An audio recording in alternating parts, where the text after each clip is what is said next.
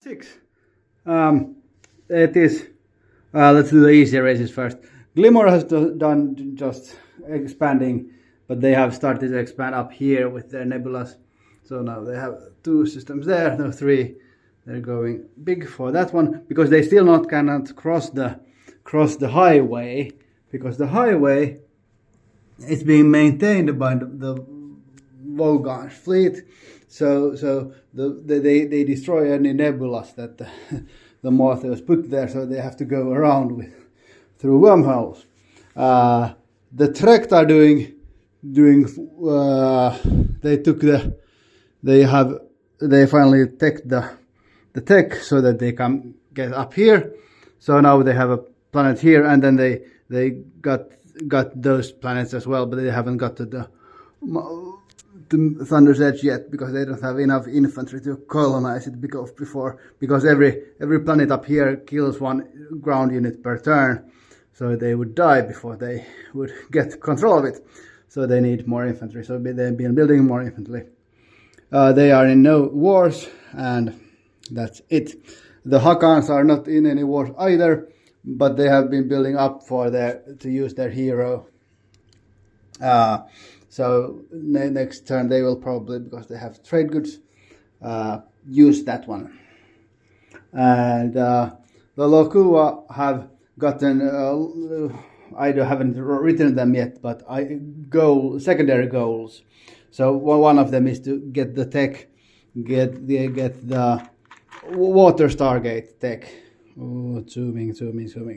So they want to build the space docks on their ocean outposts, so that they can link their civilization, and then we'll probably do something else, probably respawning or repopulating or something like that.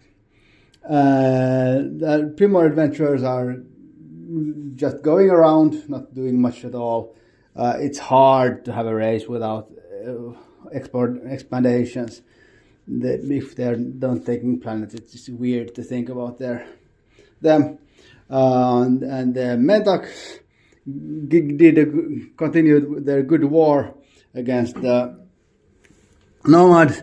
So they last turn they raided that planet, and now they came here and raided that planet as well, but just a bit because there are 2 mechs, there are 4 infantry, so they didn't manage to take much.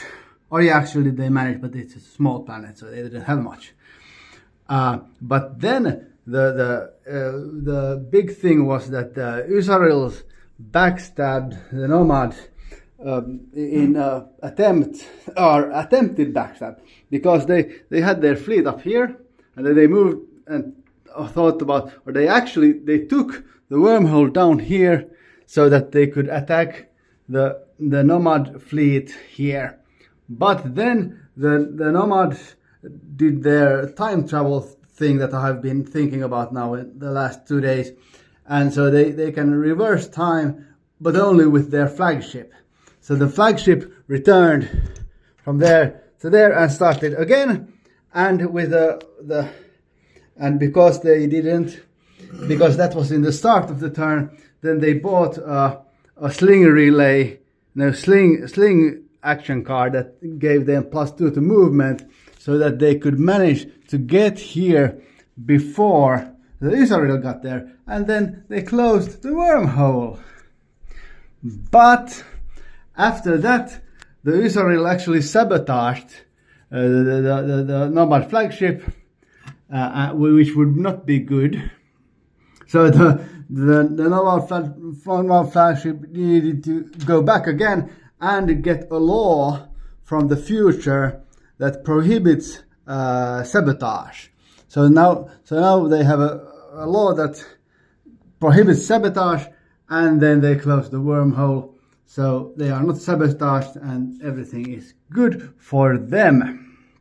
That, of course, meant that the Usaril stayed here because the wormhole is closed, and that was where they're going in the start of the turn, but they couldn't get there. So there they are. They could have killed the Nomad with the Dominus orb and stuff like that.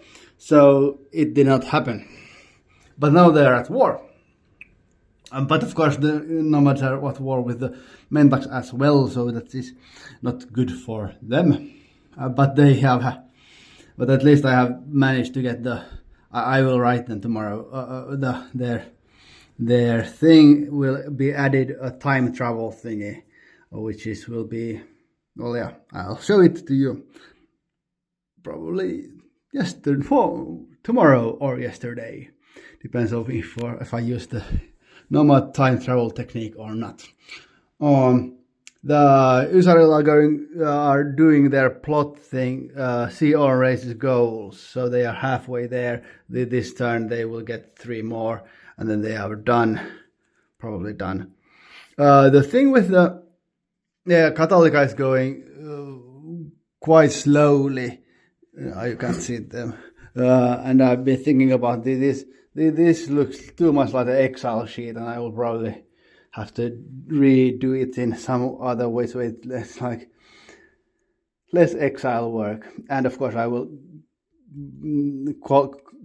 reprint that to make it not white, more church-like. And of course I got some small text there, so I will have to do that.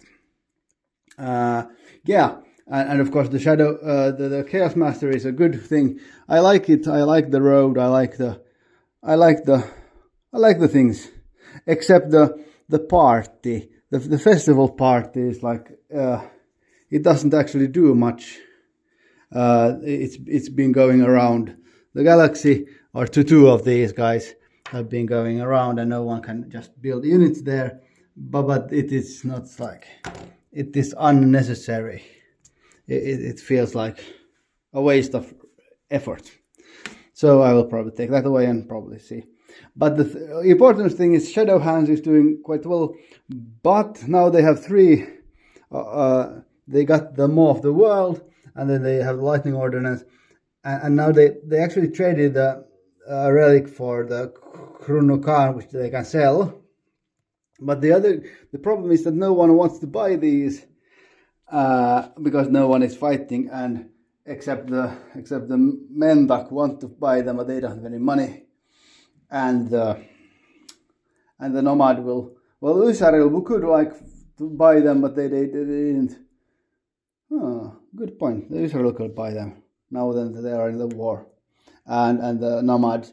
The Nomad don't want to spend their trade goods for that, because if they need to have. Well, not this much, but they need to have trade goods so that they can use their time warp ability on the flagship. Because if they lose their flagship, they lose the game. So, but it's a harsh ability, but a really strong one. But they have been boosting up their flagship, so they have one pre-combat shot and one shield and one dice upgrade power booster. If they will probably upgrade the shield and to the shield 2 if they can get. They need more red techs and more the PDS2 thing. That's it. Did I forget anything? No, it's okay. The pirates are still going. The Chaos Master stopped putting new pirates, but there are still bunches of pirates around the board. And the Senate decree is still going around. It was nothing special this turn, so I will not comment on that one. Yes, bye.